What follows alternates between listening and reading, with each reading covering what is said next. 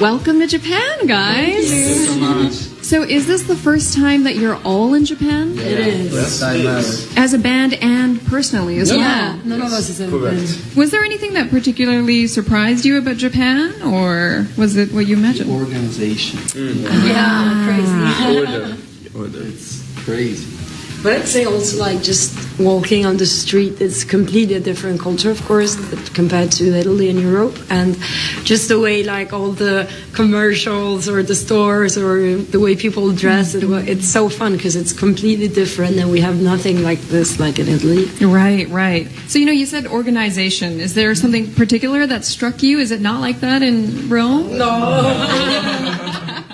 No, I think that anywhere, like there's no place like that, like organization-wise. Like when we got here with the plane, all the airport and the transfers, and when we got here to the hotel, like how we've been welcomed. It's crazy good. Yeah, and also the kindness. Yeah. This is like a crazy kindness. Right.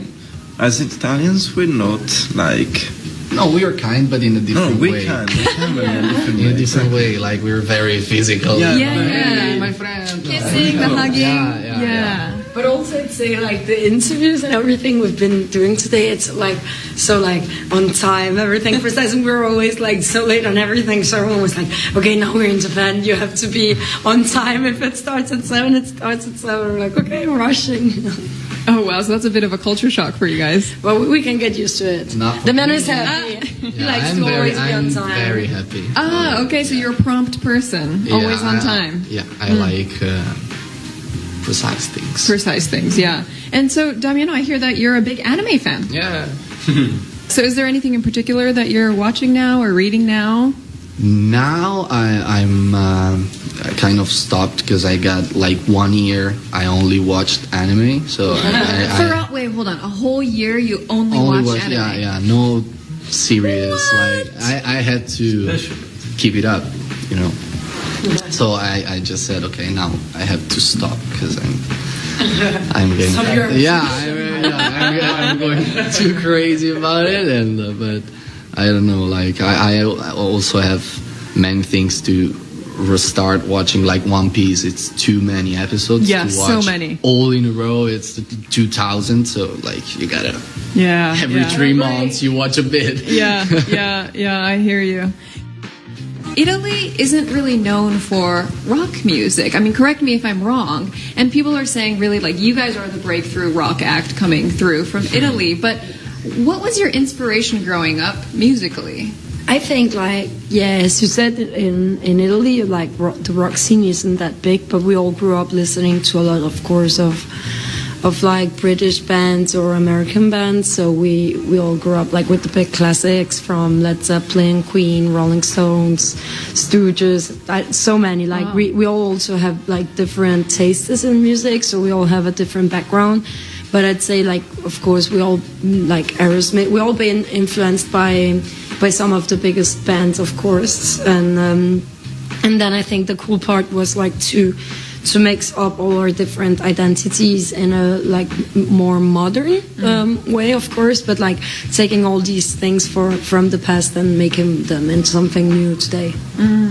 What about the rest of you guys? I mean, what do you feel when someone's like, oh, wow, Italy's not really known for rock? Does it make you feel weird, or is it like correct, or? No, I think it's very true. Yeah. But at the same time, I don't feel like we did something that special. Like we just played what we liked to play, and that worked out pretty well. But we don't feel like any responsibility to bring back rock and roll. Like I really don't care. I don't know if they care a bit more, but I just want to play music. Right. I would say we didn't thought about to do something special. We just did what we wanted to do, and then just turned into something special by itself.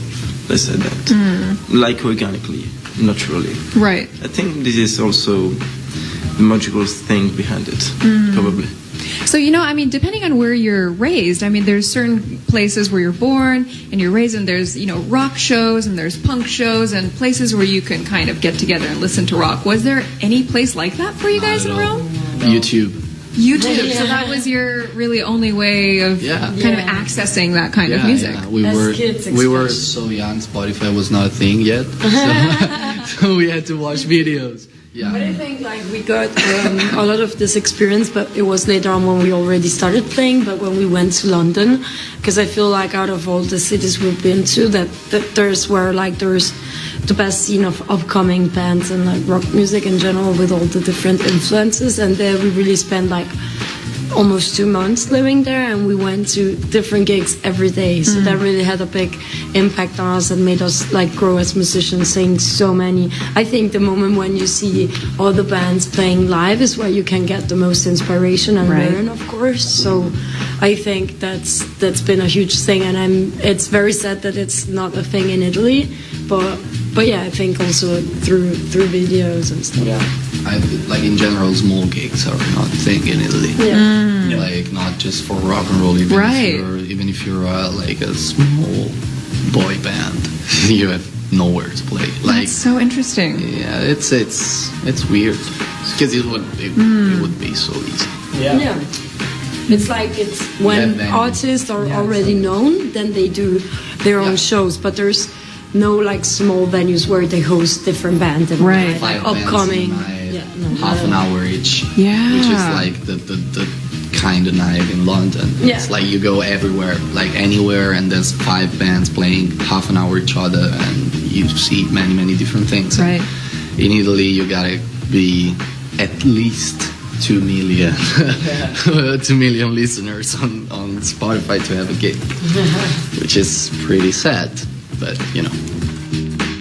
You guys started playing on the streets and street performing. Yeah. So what was the reaction like? I mean, if rock isn't really a thing in Italy and you just start jamming out, are people responsive in a good way, or are they oh, what is this rock and roll band? Many different feedbacks. Yeah.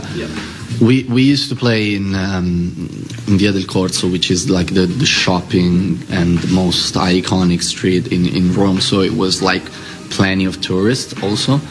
So there was a lot of people stopping by. Actually, we were pretty good at it, but I think you guys are pretty good. No, at the time it was going well, but on the other hand, there was a lot of most of all youngers that are used to listen to rap, hip hop, and trap music, and they hated us, just watching us. You have a guitar, you're a loser, and I hate you, and go home. It was so fun because there was this rapper that now is very famous in Italy, which we're not gonna say the name. Tell me.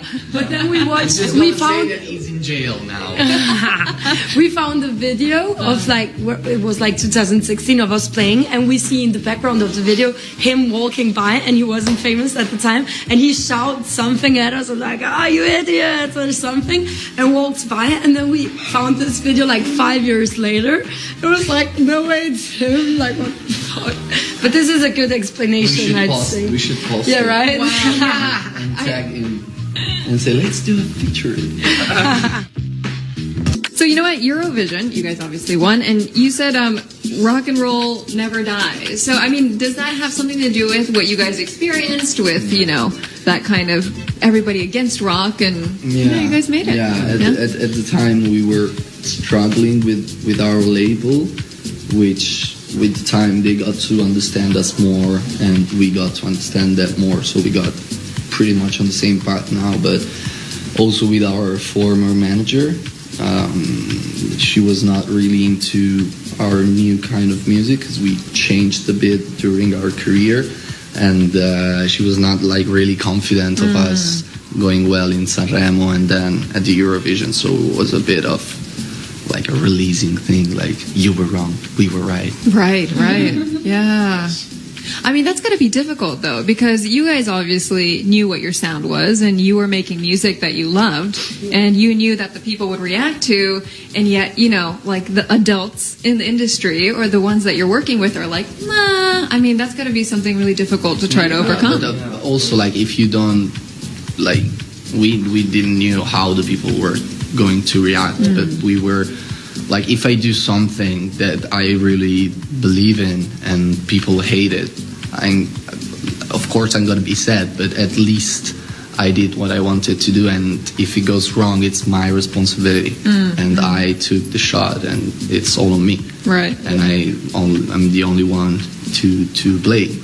But if I do something because someone else told me to do it and it goes wrong, I'm gonna hate that person forever. Yeah.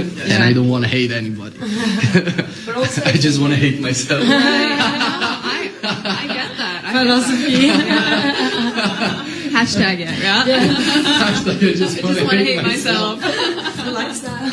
Yeah. But I I'm gonna think do a t-shirt. the hard part was that we were still like very young, and it's hard when so many people tell you something like against what you're doing to still like not let them get in your mind and start believing in what they say, because of course, like, I think in this job you can have a feeling and you can have your own thoughts, but you can never know for sure when something people is gonna like or not, so you can't like really predict the people's reaction, of course, and I think neither can we or the label, of course, no one can, but it's very difficult when there's so many people telling you like the opposite of what you feel is right to still find the courage to do what you feel and to do what you believe in and not let them get in your head. So it's a hard balance, I'd say. Oh, absolutely. That's got to be really difficult. So what was the first time that you felt like, oh yeah, you know what? People are going to respond to this. When we got to Sanremo. Yeah, I'd say the same. Yeah, because it's like Which this is like big the- Italian competition. Oh, okay. It's like Eurovision, but in Italy, and it's like so known for only having like very typical Italian like ballads or very slow melodic songs. So what we played there was like completely different, and for like ages there weren't like a band playing this kind of music there. And when they were like at the time even the most like historical rock bands in Italy didn't do very well there, because it's just like also like the people in the audience, it's like very elder people, very like no, but like very. Yeah. It's like something. No, I know like what you mean. all Yeah, the yeah. grandmas in Italy. Right. Now it's also getting more for young people, Right, because it's right. transforming with the Yeah. years. But it's something very traditional. Okay, so of course a lot of people were like, "What are you doing on there?" Yeah, Like, it's like the Italian music festival. So if you go there with the kind of a US vibe or British vibe, people are gonna hate you. Like you're not really Italian. Right, I was born and right. raised in Italy, so yeah, I'm very Italian. Yeah. But also the cool thing is that the year after we went back as guests and we played like a super slow ballad. So we were like, yeah, I can do both. I showed you, Yeah. right? Yeah. It's almost like people didn't really know that they wanted rock, right? It's like the crowd there, they didn't know what they needed, and then you guys showed up and were like, here you go, I think enjoy. that every time a new thing, even if our music is not a new thing, but feels new, every time a new thing come out, it's exactly this. Like we never knew we needed phones to do photos and FaceTime, but then we got it and we're used to do photos. Yeah, like yeah. it's just that. I think that the audience just gets what's in the shelf in the shelf. So it's just you gotta give them something so they can really say if they appreciate it or not. But if you don't give them this like if you don't try a new food, you cannot say that you don't like it. So you have at least try it. Yeah. And that's the same thing. Like we got them a taste of rock and roll and they said, it's good, tasty, juicy. Juicy. Yes, it is. That you guys are all quite adventurous and you try new things all the time. I like trying new things. Yes. Vic is trying a lot of new food. Oh, okay. I'm improving. What have you tried I'm on very this trip? picky. I am very picky, but now I'm getting way better. Yeah, now it's your chance. I also drank a coffee today. I don't drink coffee ever, but I was like literally falling asleep. First coffee. I had my first coffee today. Wait, but you're from Italy. Yeah, I know. This is like all traitors. It was but not even an espresso, it was an Americano. You had an actual So Americano. you also tried fake coffee. Oops. Sorry. Wow. Yeah, it's fake. Brown Brown hot view water. the perception. Yes. Brown hot water. Shade. Yeah, it's Yeah, cancelled for bean hating soup. black coffee. That was the interview with Måneskin.